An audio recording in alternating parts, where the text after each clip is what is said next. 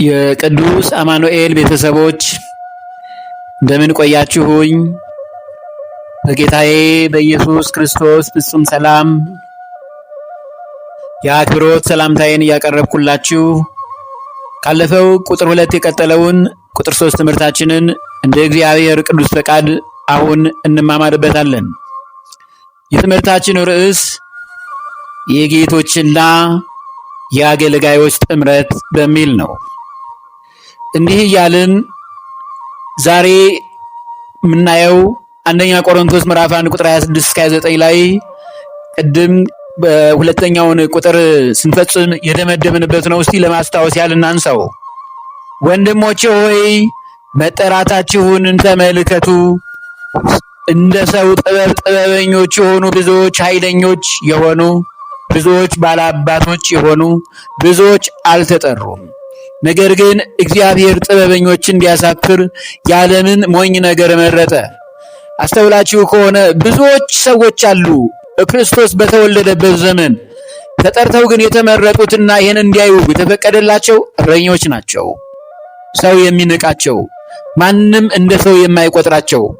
ነገር ግን እግዚአብሔር ጥበበኞች እንዲያሳፍር የዓለምን ሞኝ ነገር መረጠ። ብልጥንም ነገር እንዲያሳፍር እግዚአብሔር የዓለምን ደካማ ነገር መረጠ። በቤታችንም የቀጠርናቸውን በሌላም ስፍራ የምናያቸውን እንደ ደካማ አድርገን አንቁጠራቸው።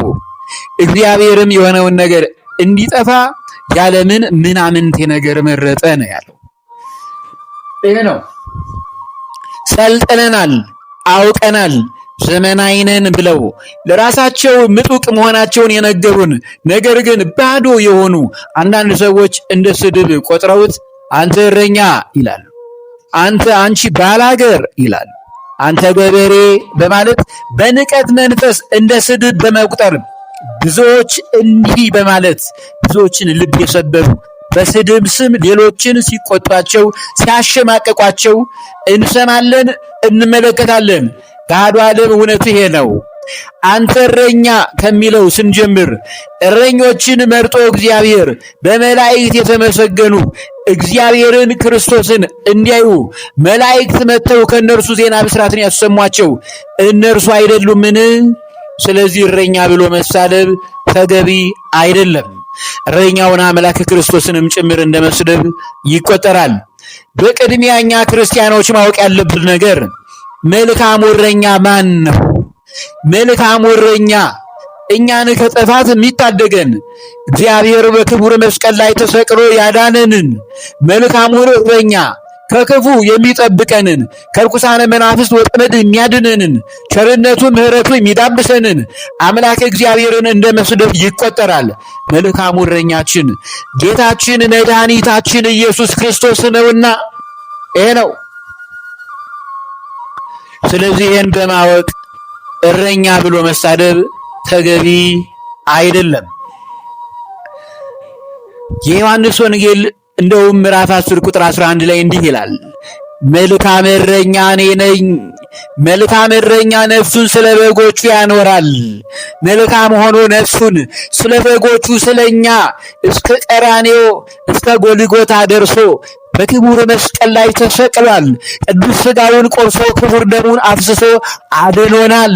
መልካሙን እረኛ እንደ መስደብ ይቆጠራል። ነቢየ እግዚአብሔር ቅዱስ ዳዊት በመዝሙር 22 በቅንፍ 23 ቁጥር 1 ላይ እግዚአብሔር እረኛዬ ነው፣ የሚያሳጣኝ የለም፣ ይጠብቀኛል ያለው። ከክፉ ነገር ይጠብቀኛል፣ የሚያሳጣኝ የለም። በለመለመ መስክ ያሳድረኛል፣ በዕረፍት ውኃ ዘንድ ይመራኛል። ነፍሴን መለሳት፣ ስለ ስሙም በጽድቅ መንገድ መራኝ ነው ያለው። ስለዚህ ነፍሴን መለሳት አለ ቅዱስ ዳዊት። ክርስቶስም መልካም እረኛ ነፍሱን ስለ በጎቹ ያኖራል። እርሱ ነፍሱን ሰጥቶ የእኛን ነፍስ ከጥፋት የታደገ እንዲህ አይነት የፍቅር አባት መልካሙን እረኛ ብሎ መሳደብ ስልጣኔ አይደለም። እረኞች ብለው ለሚሳደቡ የጌታ መወለድ በመልአኩ አማካኝነት የክርስቶስን መወለድ ያበሰራቸው ለእረኞች መሆኑን አስቀድመን እንደተማርነው ይህንንም እውነት በልባችን አኑረን ልንመለከተው ይገባል። ይህ ከሆነ ከእግዚአብሔርም ጋር አንጣላም። አንተ አንቺ ባላገር ብለው የሚሳደቡ ወገኖቻችን እንዲህ የምንላቸውን ወገኖች እጅግ ያሳፍራሉ። እንደዚህ መሰል ሰዎች አላስተዋሉትም እንጂ የሰደቡት ራሳቸውን ነው። እስቲ እንይ። ሐዋርያው ቅዱስ ጳውሎስ ለኤፌሶን ሰዎች ምዕራፍ 2 ቁጥር 19 ላይ እንዲህ ይላል፣ ከቅዱሳን ጋር ባላገሮችና የእግዚአብሔር ቤተሰቦች ናችሁ እንጂ እንግዶችና መጻተኞች አይደላችሁም ነው። ቅዱስ ጳውሎስ መልእክቱን ሲጽፍ ከቅዱሳን ጋር ባላገሮች፣ የርስቱ የኢየሩሳሌም ገነት መንግሥተ ሰማያት አገር ያላችሁ ናችሁ ነው ያለው። ዛሬ ባላገር ሲል አገር የሌለው ነው ባላገር ብሎ የሚሳደበው። የእግዚአብሔር ቤተሰቦች ናችሁ እንጂ እንግዶችና መጻተኞች አይደላችሁም ነው ያለው። ስለዚህ ባላገር ብላችሁ የምትሳደቡ አገር የሌላችሁ እንግዶች፣ መጻተኞች እንደሆናችሁ ያሳያል። ባንዳዎች እንደሆናችሁ ያሳያል። ስለዚህ ከቅዱሳን ጋር ኢትዮጵያን የመሰለች አገር እያላችሁ አንተ ባላገር አትበሉ። አገሩን አክብሮ ያ ባላገር ሕጉን፣ ባህሉን፣ እሴቱን ጠብቆ እኛን የሰለጠንን ከተሜዎችን የሚያኖረን እርሱ ቆርማዳ ልብስ ለብሶ ነው። እርሱ ተርቦ ተጠምቶ ቁሩ፣ ብርዱ፣ ውርጩ፣ ዋዩ እያነደደው እያቃጠለው ነው። ባላገር ብሎ መሳደብ ነውር ነው። አገር የሌለው ባላገር እንግዶችና መጻተኞች ናችሁ ነው ያለው። ከቅዱሳን ጋር ባላገሮችና የእግዚአብሔር ቤተሰብ ናችሁ ነው ያለው። እንደነዚህ አይነት ሰዎች የእግዚአብሔር ቤተሰብ ናቸው። ባላገር ብለው የሚሳደቡ አገርም እግዚአብሔርም የላቸውም። ይሄ ነው። አንተ ገበሬ እያልን ስንሳደብ 85% ኢትዮጵያ ሀገራችን በግብርናው ላይ ያመዘነ ዕለት ከዕለት በተግባር እየሰራችበት መሆኑን እያወቅን ገበሬ ብሎ ለስድብ ማዋል ሲበዛ ቂልነት ነው። ራስንም መስደብ ሆነው ነው የሚቆጠርብን። ገበሬ ብሎ መሳደብ ምን ማለት ነው? የሀገራችን ገበሬዎች እጆቻቸው ቆረፍዶ እግሮቻቸው ተሰነጣጥቆ ለኛ ለከተሜዎች በውርጭና በመከራ ተቆራምደው የከተሜ ሕዝብን የሚመግቡት እነርሱ ሆነው ሳለ እነ ሞለቃቆች ገበሬ ብለው በስድብ መልክ ሲጠቀሙበት ስሰማ በጣሙን ይደንቀኛል፣ ውስጤንም ይሰብረኛል። እኔ በገጠሪቱ ሀገሬ ኢትዮጵያ ባልወለድም ባላድግበትም ደጉን የኢትዮጵያ ገበሬ አርሶ አደር ስቃዩን፣ መከራውን፣ ጭንቀቱን፣ ረሃቡን፣ ጥማቱን፣ እርዛቱን፣ መንገላታቱን ጥንቅቅ አድርጌ ያውቀዋለሁ። ይህን ነው በጥልቀት ዛሬም ባላገር ብለው የሚሳደቡ ሊያውቁት የሚገባው። ጌቶች በቤታቸው ያሉትን የቤት ሰራተኞቻቸውን ግፍ ሊፈጽሙባቸውም እንደማይገባ ልዑል እግዚአብሔር አስቀድሞ ለነቢያቱ የነገራቸውን እንመልከት። ትምህርታችን ርዕስ የጌቶችና የአገልጋዮች ጥምረት በሚል ነው። የተናበበ ሊኖረን ይገባል። በዚህ ምክንያት ሰላም፣ ፍቅር፣ በረከት፣ ጸጋ ከእግዚአብሔር ዘንድ ተለይተን አጥተናል። የእነዚያ ባሪያዎች እንባ ወደ ኋላ ጎትቶናል። ለሀገርም ሰላም ለቤተ ክርስቲያንም መረጋጋትን አያመጣም። የምንማረው ትምህርት የመጽሐፍ ቅዱስ ትምህርት ስለሆነ ዛሬ በጊዜው እግዚአብሔር ገልጦታል። ስለዚህ ችግራችንን ነቅሰን እያወቅን በዚህ አይነት ልክ ተዋርደን ድሆችንም ሆነ ሰራተኞችን የምናስጨንቅ ሰዎች ካለን ፈጥነን ንስሐ እንድንገባና መልካሙን ነገር እንድናደርግላቸው ነው ይሄ ትምህርት የሚያስተምረን። እናስተውል።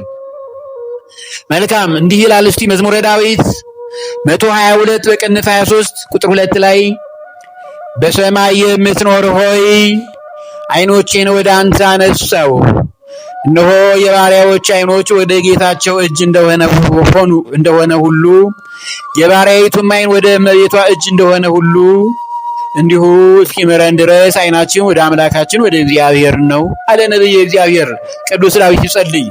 እንድገመው እስቲ። እነሆ የባሪያዎች ዓይን ወደ ጌታቸው እጅ እንደሆነ የባሪያይቱም ዓይኖች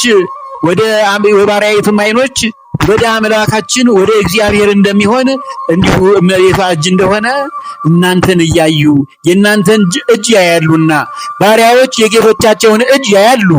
እንደዚህ እንደሚያዩ አክብረናቸው የሚገባውን ነገር ስናደርግላቸው እግዚአብሔር ደግሞ እስኪምረን ድረስ ዓይናችን ወደ አምላካችን ወደ እግዚአብሔር ይሁን። ስንጸልይ ድሆችን ወገኖችን በቤት ያሉትን ዘበኛ ብለን ሳንንቃቸው አክብረን አክብሮታዊ ነገር ሰጥተን ከልጆቻችን እኩል በማየት ከቤተሰቦቻችሁ እኩል በማየት አክብሯቸው ነው። ይህን ስታደርጉና ጸሎት ስትጸልዩ ጸሎታችሁ ወደ መንበረ ጸባዖት ይደርሳል። እውነቱ ይሄ ነው። ነቢየ እግዚአብሔር ቅዱስ ዳዊት ያስተማረን ይህንን ነው። አበይት ነቢያት ከሆኑት ነቢዩ ኢሳይያስ ደግሞ ያስተማረንን ነው። ትንቢተ ኢሳይያስ ምዕራፍ 58 ከቁጥር 3 እስከ 4 ነው። ስለምን ጾምን አንተም አልተመለከተንም ይላሉ አለ። ሰውነታችንን ስለምን አዋረድን አንተም አላወክም ይላሉ። እነሆ በጾማችሁ ቀን ፈቃዳችሁን ታደርጋላችሁ፣ ሰራተኞቻችሁንም ሁሉ ታስጨንቃላችሁ። እነሆ ለጥልና ለክርክር ትጾማላችሁ፣ በግፍ ጡጫም ትማታላችሁ ነው ያለው። ድንቅ እኮ ነው። አሁን ወቅቱ ጾም ነው። የነሐሴ ጾም ጾመ ፍልሰታን እየጾምን ነው።